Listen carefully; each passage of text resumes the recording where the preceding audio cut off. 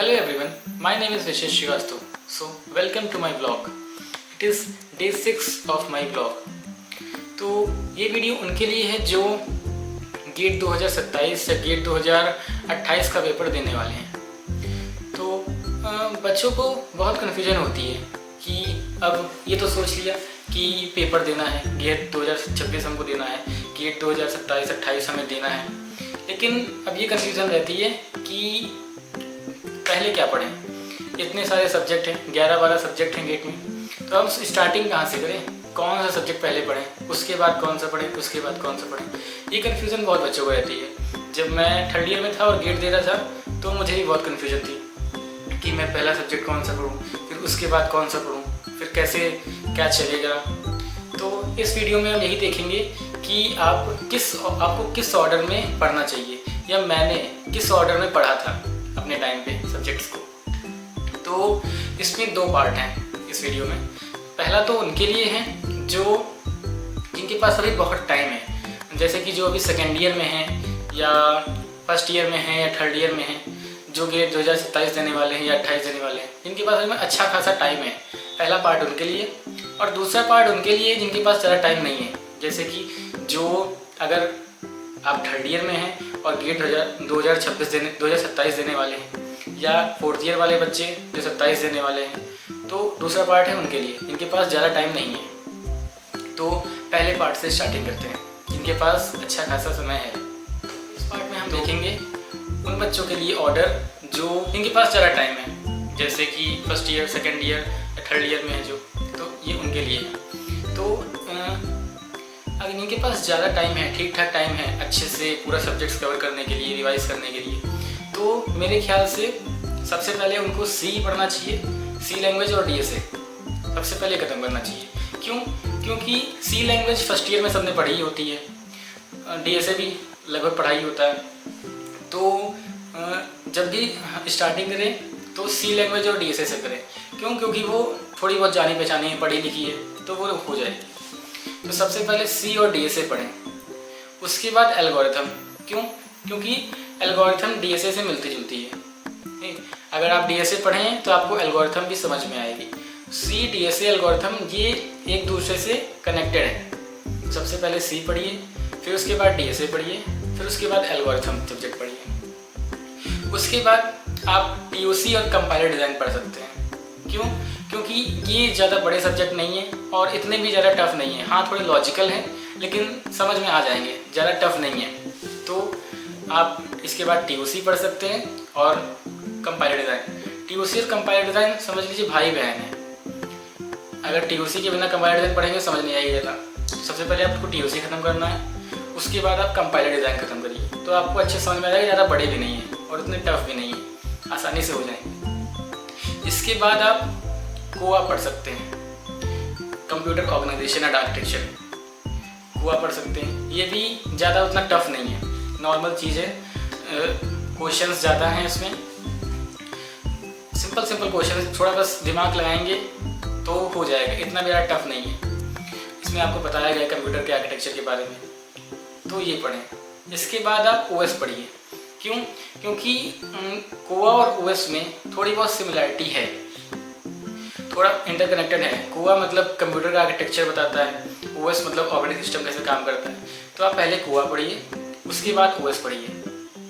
तो कोआ ओएस पढ़िए। इसके बाद आप डीबीएमएस पढ़ सकते हैं।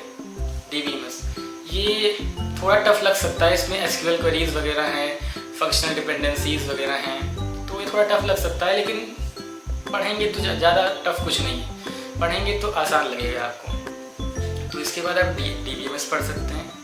डीबीएमएस के बाद आप इंजीनियरिंग मैथमेटिक्स पढ़ सकते हैं। इंजीनियरिंग मैथमेटिक्स और discrete mathematics. Engineering mathematics, discrete mathematics मिला के ये 13 से 15 नंबर की आती है गेट में, तो आप ये पढ़ सकते हैं। ये इतना ज़्यादा टफ भी नहीं है, उतना टफ नहीं है, थोड़ी मेहनत करेंगे आसानी से आपको आ जाएगी। फिर इसके बाद आप पढ़ सकते हैं कंप्यूटर नेटवर्क। कंप्यूटर नेटवर्क बहुत बड़ा है, मतलब बड़ा सब्जेक्ट है, इसमें बहुत सारे टॉपिक्स हैं, तो थोड़ा लॉन्ग सब्जेक्ट है, ज़्यादा टफ नहीं है, मीडियम है और थोड़ा लॉन्ग है, तो इसको आप पढ़ सकते हैं। इसके बाद आप डिजिटल लॉजिक पढ़ सकते हैं। डिजिटल लॉजिक लॉजिक से समझ में आ रहा है, थोड़ा लॉजिक लगाना पड़ेगा आपको, सब कुछ लॉजिक पे बेस है, इस पर आपको लॉजिक लगाना पड़ेगा। तो डिजिटल लॉजिक पढ़ सकते हैं, ज़्यादा टफ नहीं है, ठीक ठाक है, मतलब ज़्यादा टफ कोई सब्जेक्ट नहीं है। अच्छे से पढ़ेंगे तो सब अच्छे से चले जाएगा, लेकिन आप इस ऑर्डर में पढ़ सकते हैं। और अब बचा एप्टीट्यूड। तो एप्टीट्यूड के लिए आपको अलग से समय देने की ज़रूरत नहीं है। एप्टीट्यूड के लिए क्या करिए, हर दिन 15 से 20 मिनट निकालिए और एप्टीट्यूड के क्वेश्चंस लगाइए। कुछ लोग क्या करते हैं, लास्ट में एप्टीट्यूड रखते हैं कि लास्ट में 10-15 दिन में, 1 महीने में एप्टीट्यूड खत्म कर देंगे पढ़ के, लेकिन एप्टीट्यूड को हल्के में ना लीजिए। एप्टीट्यूड 15 नंबर का आता है गेट एग्जाम में, 15 नंबर मायने रखते हैं, पूरा एप्टीट्यूड ही खाली 15 नंबर का आता है। तो अगर आपने एप्टीट्यूड को अच्छे से कवर कर लिया तो आपके 15 नंबर तो ऐसे ही आ गए। तो एप्टीट्यूड को हल्के में ना लीजिए, पर डे 15 से 20 मिनट एप्टीट्यूड को दीजिए, क्वेश्चन प्रैक्टिस करिए, आराम से आपका एप्टीट्यूड निकल जाएगा। ज़्यादा टफ नहीं आता है एप्टीट्यूड गेट में, तो बस पर डे 15 से 20 मिनट दीजिए, क्वेश्चन प्रैक्टिस करिए, आराम से आपका एप्टीट्यूड निकल जाएगा। लास्ट के लिए इसको मत छोड़िएगा और बात के लिए भी मत रखिएगा कि आप स्पेसिफिक टाइम निकाल के इसको पढ़ रहे हैं पूरा एक सब्जेक्ट। पर डे आप थोड़ा थोड़ा टाइम दीजिए, आपका आराम से निकल जाएगा। तो आप इस ऑर्डर में सब्जेक्ट्स को पढ़ सकते हैं अगर आपके पास अच्छा खासा टाइम है। सिर्फ पहले सब कॉन्सेप्ट को समझिए, उसके बाद आप क्वेश्चंस प्रैक्टिस करिए, क्वेश्चंस को एनालाइज करिए, PYQs को अच्छे से लगाइए, 3 से 4 बार लगाइए PYQs को, बस इतना करना है आपको। तो अब बात करते हैं उनकी जिनके पास ज़्यादा समय नहीं है, जो भी 4th ईयर में हैं या पास आउट हो चुके हैं, जिन्हें गेट 2027 देना है। अब उनकी बात करते हैं, तो उनको किस ऑर्डर में पढ़ना चाहिए। तो आपके पास जैसे कि अभी ज़्यादा टाइम नहीं है, मतलब कि अभी आपको गेट 2027 देना है, तो आपके पास उतना टाइम नहीं है। तो आपका क्या है कि आप इस ऑर्डर में पढ़िए जिस ऑर्डर में आपके नंबर ज़्यादा आने के चांसेस हों। मतलब उन सब्जेक्ट्स को पहले ख़त्म करिए जिसमें जो हाई स्कोरिंग है, तो हाई स्कोरिंग सब्जेक्ट्स को पहले ख़त्म करिए। तो सबसे पहले तो आपको पढ़ना चाहिए एप्टीट्यूड, क्योंकि एप्टीट्यूड 15 मार्क्स का आता है गेट एग्जाम में। तो सबसे पहले तो एप्टीट्यूड हो गया, और इंजीनियरिंग मैथमेटिक्स और डिस्क्रीट मैथमेटिक्स। इंजीनियरिंग मैथमेटिक्स और डिस्क्रीट मैथमेटिक्स मिला के 13 से 15 नंबर की आती है गेट में। तो एप्टीट्यूड और ये मैथमेटिक्स मिला के आपके 28 से 30 नंबर हो जाते हैं। तो सबसे पहले आप इनको ख़त्म करिए, एप्टीट्यूड और मैथमेटिक्स। इनको ख़त्म करते ही आपके 28 से 30 नंबर ख़त्म हो जाता है, का सिलेबस ख़त्म हो जाता है। इसके बाद आप क्या कर सकते हैं, इसके बाद आप DSA और एल्गोरिथम पढ़ सकते हैं। DSA और एल्गोरिथम ये मिला के 10 से 12 नंबर की लगभग आ जाती है। तो सबसे पहले आप एप्टीट्यूड, फिर आप मैथमेटिक्स, फिर आप DSA और एल्गोरिथम, ये 3 चैप्टर पढ़ लीजिए। ये 3 चैप्टर आपके 38-40 नंबर के आ जाते हैं, 3 चैप्टर से ही 38-40 नंबर का आ जाता है। तो ये 3 चैप्टर पहले ख़त्म करिए, अच्छे से ख़त्म करिए, ताकि स्कोर आपका कुछ क्वालिफाई मतलब फिक्स हो जाए आपका, कि आप क्वालिफाई हो जाएंगे अगर ये 3 सब्जेक्ट आप अच्छे से पढ़ लेते हैं। उसके बाद आप कोआ और OS पढ़ सकते हैं। कोआ और OS ये भी 8 से 10 नंबर का लगभग आता है, कोआ और OS। इसके बाद आप पढ़ सकते हैं। और इसके बाद आप, मेरे ख्याल से इसके बाद आपको TOC और कंपाइलर डिज़ाइन पढ़ना चाहिए, क्योंकि ये ज़्यादा टफ भी नहीं है, ज़्यादा बड़े भी नहीं है, छोटे छोटे सब्जेक्ट हैं और इतने ज़्यादा टफ नहीं है। बस दिमाग लगाने की ज़रूरत है, हल्का सा दिमाग लगाएंगे, समझने की कोशिश करेंगे, समझ में आ जाएगा आपको। और इसमें थोड़ी बहुत याद करने वाली चीज़ें हैं, वो याद कर लेंगे, थोड़ा बहुत दिमाग लगा लेंगे, बस ये क्वेश्चन हो जाएंगे। इसके क्वेश्चन ज़्यादा टफ नहीं आते हैं, ज़्यादा टफ नहीं आते हैं, ईजी आते हैं क्वेश्चन TOC और कंपाइलर डिज़ाइन के। तो आप सबसे पहले एप्टीट्यूड मैथमेटिक्स ख़त्म करिए, फिर DSA और एल्गोरिथम, उसके बाद आप कोआ और OS पढ़िए, उसके बाद आप TOC और कंपाइलर डिज़ाइन खत्म करिए।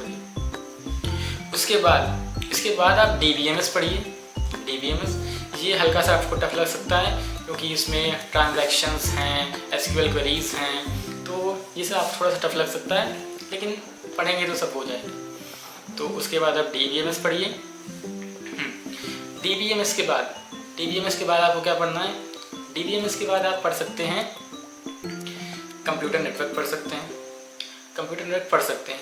एक तो ये बहुत लॉन्ग सब्जेक्ट है, इसमें ज़्यादा टॉपिक्स हैं, तो ये बहुत लॉन्ग सब्जेक्ट है और ठीक ठाक मार्क्स का आ जाता है। तो आप DBMS के बाद कंप्यूटर नेटवर्क पढ़ सकते हैं। तो और इसके बाद आप पढ़ सकते हैं डिजिटल लॉजिक। डिजिटल लॉजिक ज़्यादा नंबर का नहीं आता है, ज़्यादा टफ भी नहीं है, नाम से पता चल रहा है लॉजिक, तो लॉजिक लगाना ही पड़ेगा, तो डिजिटल लॉजिक पढ़ सकते हैं।